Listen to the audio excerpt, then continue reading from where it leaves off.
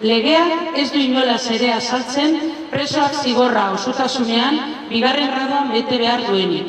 Are gehiago, bergizarteratzean sinisten duen sistema bada Espainiako espetxe sistema, zigorraren azken urteak erregimen irekian betetzeko baliabideak eskaini beharko lituzke. Baliabide horiek dira hain zuzen, Xabiri Audientzia Nazionaleko fiskaltzak ukatu dizkionak.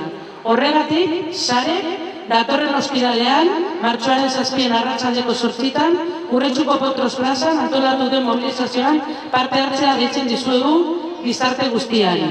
Gradu errepresionik ez, Xabi Zabalo etxera!